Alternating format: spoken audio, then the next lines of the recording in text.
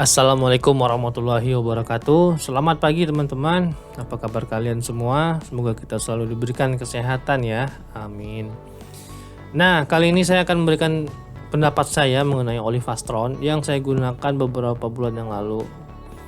Nah, beberapa orang di kolom komentar meminta saya untuk mereview penggunaan Olivastron yang penggunaan sebenarnya adalah untuk mobil ya, bukan untuk motor.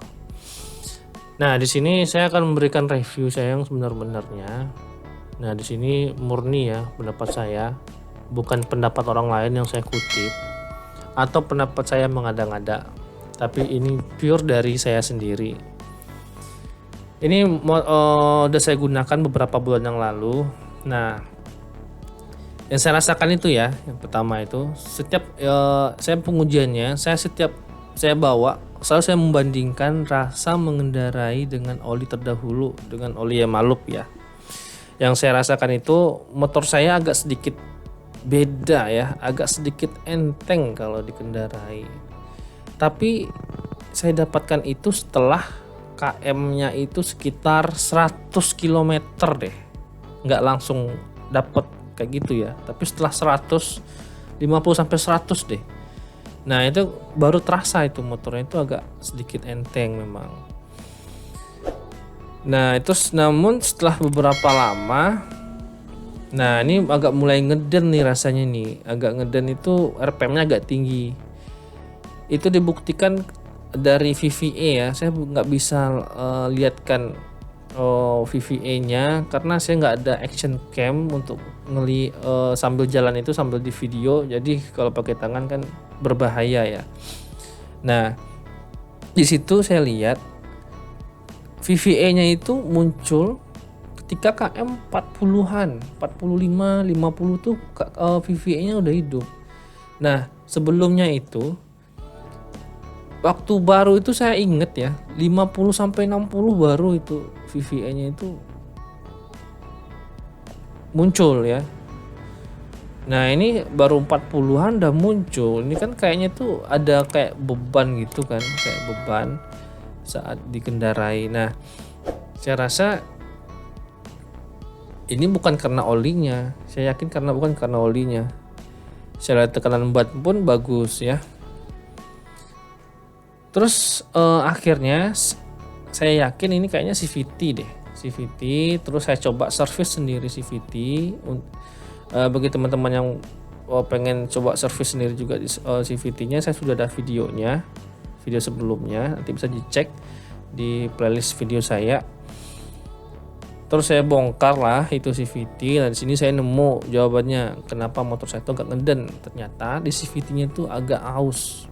Itu kan ada kayak primer dan sekunder ya. Nah, di primer itu kan ada puli-pulinya. Di sekundernya itu ada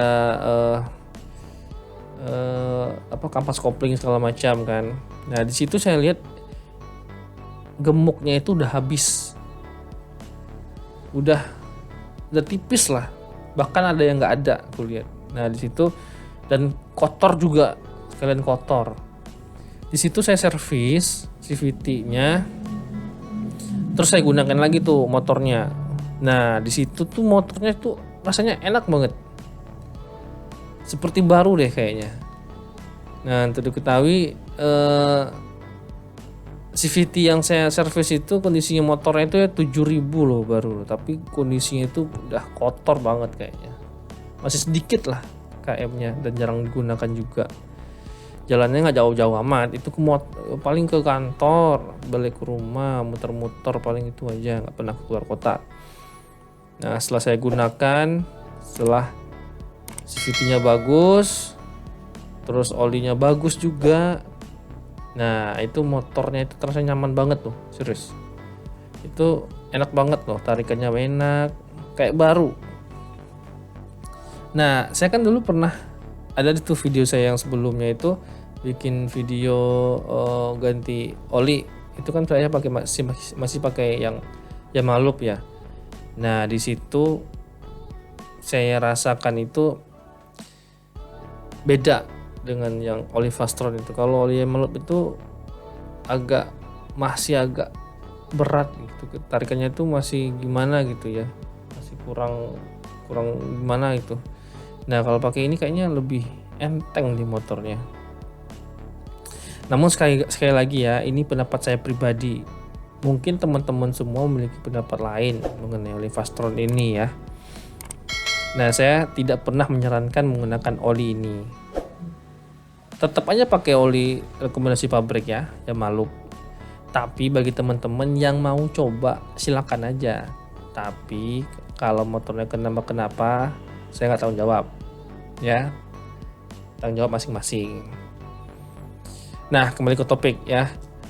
Jadi pendapat saya mengenai oli ini adalah oli ini nyaman banget dipakai di motor, terutama Lexi ya. Namun ingat, ketika olinya bagus tapi kondisi motornya nggak prima, seperti CVT-nya yang kotor, terus kurang gemuk di CVT-nya, terus komponen lain yang kotor segala macam, saya rasa oli sebagus apapun ya nggak bakal ngefek ke motor, bakalan tetap sama rasanya karena komponen mesinnya itu memang sudah kotor atau sudah nggak prima lagi, jadi nggak maksimal olinya.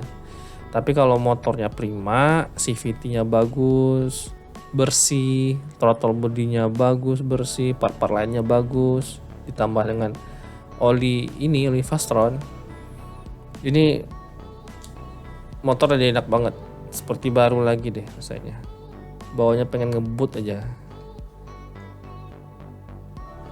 Mungkin itu ya pendapat saya mengenai oli ini. Mohon maaf sebelumnya di video saya sebelumnya tuh saya bilang saya akan mereview penggunaan oli ini 1-2 minggu. Namun baru sekarang bisa saya buat karena saya menemukan masalah-masalah yang di atas. Saya nggak mau langsung ngejudge oli ini nggak bagus ya, karena kurang pendalaman mengenai olinya atau dengan kondisi motornya. Jadi saya sudah dapat jawabannya, yaitu di CVT ya tadi ya, yang sudah saya ceritakan tadi.